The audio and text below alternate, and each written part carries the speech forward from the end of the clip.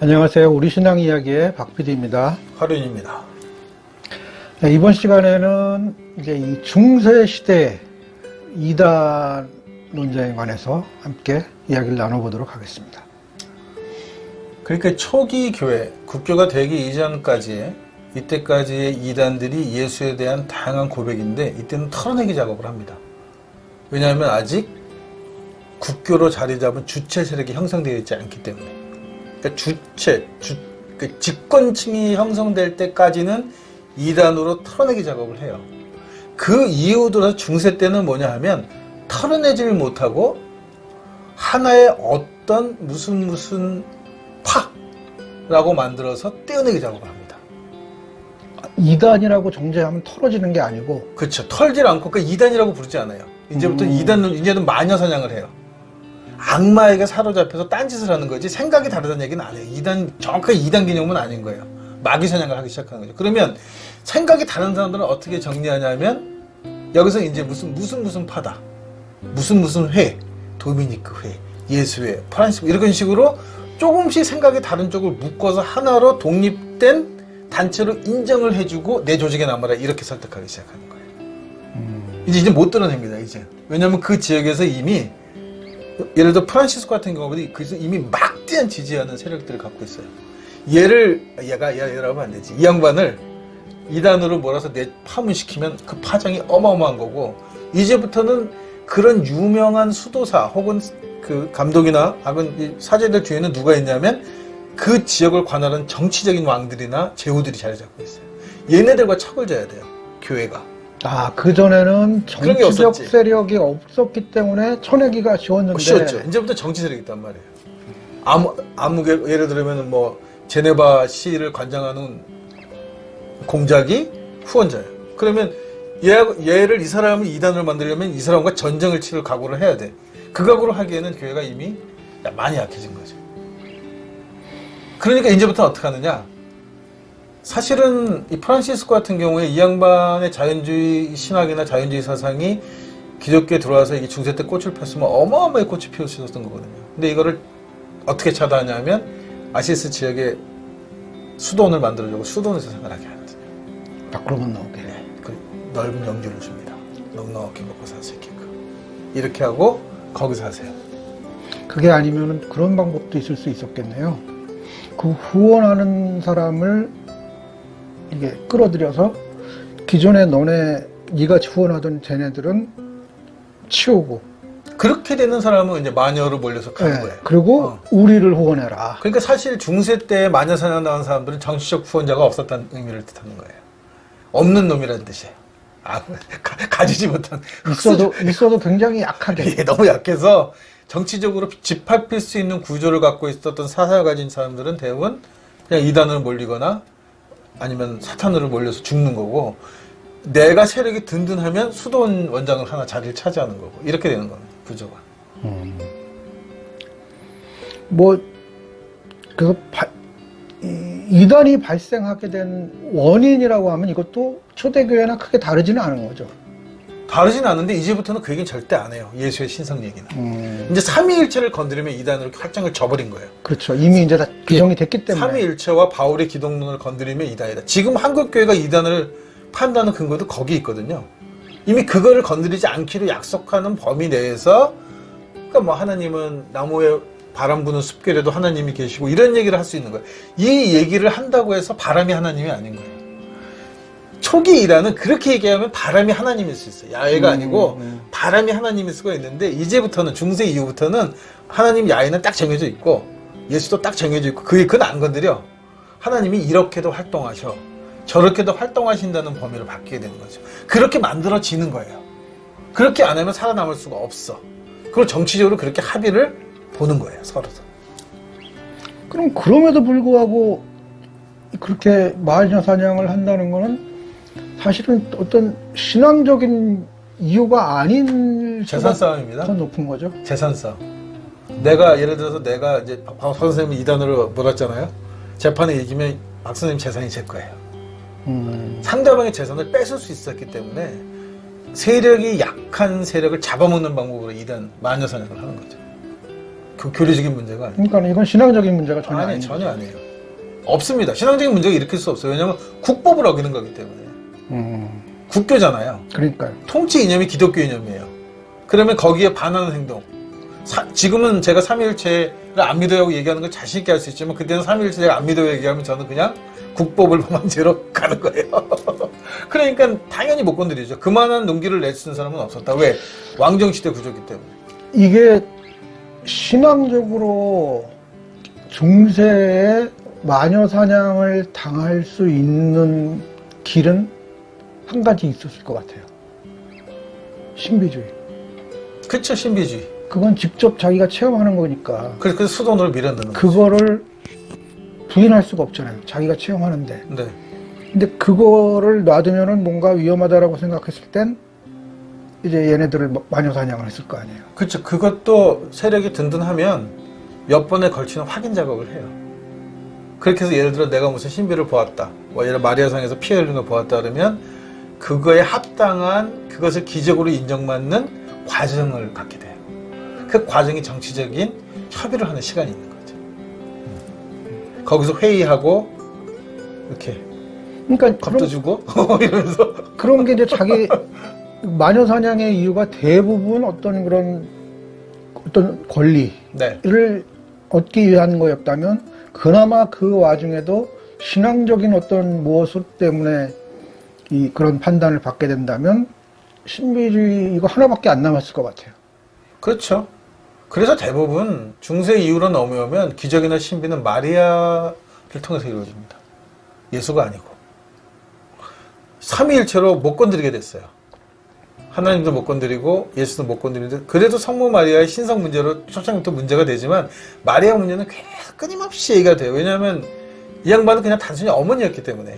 그러니까 그러니까 모든 거를 예수랑 관련지기 싫으면 마리아의 신비로 그냥 마리아의 기적을 갖다 붙이는 거예요. 그러니까 마리아의 기적이 어마어마하게 많습니다. 전 세계적으로. 카톨릭이 전파된 지역이. 왜냐하면 예수를 갖다 붙이기에는 겁나고 무섭거든. 싫고. 근데 마리아는 상대적으로 좀 편하단 말이에요. 갖다 붙이기가. 대표적인 뭐 정죄받은 그런 이단이 뭐가 있나요? 대부분 신비주의자들이에요.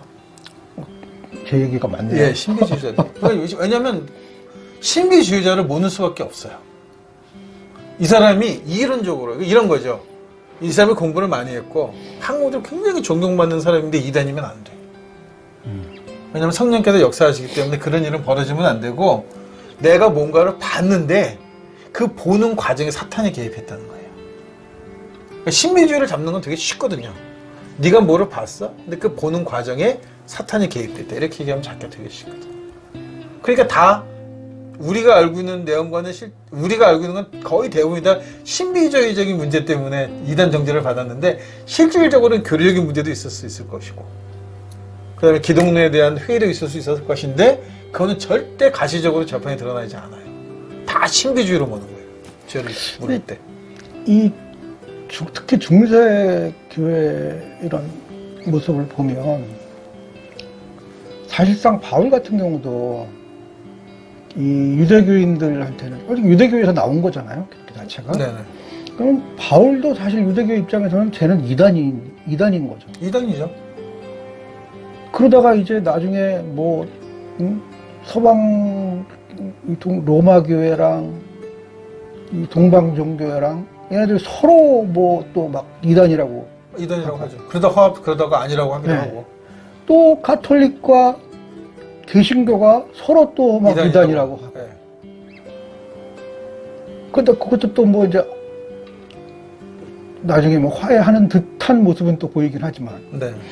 결국엔 이단은 그냥 만들어지는 거지.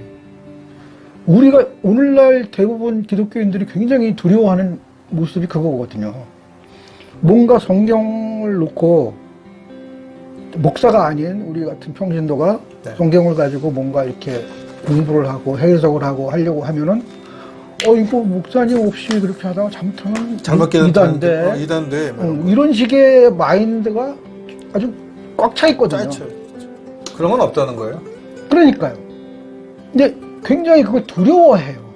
대부분 하죠. 사람들이. 예, 왜냐하면 마녀상한 당한 기억이 암암리에 작용하는 거거든요. 이단은 죽는다는 의미, 죽을 수 있다. 그러니까 결국 이것도 빨갱이 노름이랑 똑같은 거죠. 그렇게 이용해 먹어. 왜냐하면 종교는 다양할 수 있다가 아니고 고백도 다양할 수 있다가 아니고 그렇게 생각하면 죽음을 감수해야 된다. 그러니까 종교를 사실은 국교가 종교일 때는 목숨 걸고 믿어야 되는 거죠.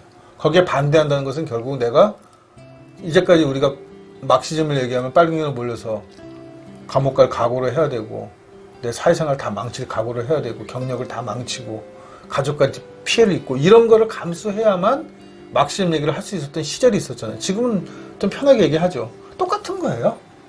이단이랑 그렇게 이해를 하면 되게 쉽단 말이죠. 이게 진리인데 가짜다 진짜 논쟁을 한 얘기가 아니라는 거예요. 이단의 본질은. 더 설명이 필요한 것 같아요, 사실은. 네. 이단이라고 하는 거에 대해서 이 사람들의 이단으로 이렇게 결정된 바는 대단히 정치적이었거나 종교 권력적인 차원에서 다루어진 거지. 네. 그 당시 특히 초대교회 당시에는 예수를 바라보는 기독론만 해도 굉장히 다양했다. 네. 근데 그것이 오히려 자연스럽게 받아들여졌었다. 그런데 단지 이들이 이단이 된 것은 정치적이거나 종교 권력을 쟁취하기 위한 그 과정 속에서 벌어졌던 것이지 이게 신앙적으로 잘못이기 때문에 이단이 된 게 아니다. 네. 여기까지 정확하게 좀 얘기를 해줬으면 좋겠어요. 그러니까 이 정의를 분명히 해야 돼. 그래야지 기독교가 말하는 이단이 뭔지 무엇을 이단이라고 불렀는가 하는 게 분명해지는 거니까. 그러면 우리가 그동안에 이단이라고 두려워했던 문제지 사실은 두려워할 문제가 아니라는 거예요. 기독교가 내내로 고민해왔던 문제라는 거예요. 아니 그러니까 그래서 뒤에는 서로 가톨릭도 이단되고 개신교도 네. 이단인데 그럼 서로 다 이단인데 이단끼리 무슨 남한테 뭐 이단이네 마네 이런 얘기를 할 이유가 건덕지가 없죠. 없는 거잖아요. 네. 그러니까 이단 논쟁을 하다 안 되니까 그 다음에 십자군 전쟁 하는 거예요. 타종교와 싸우는 거지. 그러니까 그래서 그 당시는 어떻게 보면 암흑기라고 부르기도 하지만 전쟁을 하는 입장에서 반대편 입장이나 다른 얘기를 하기가 엄청 어려운 거예요. 그건 반역자가 되는 거니까 바로.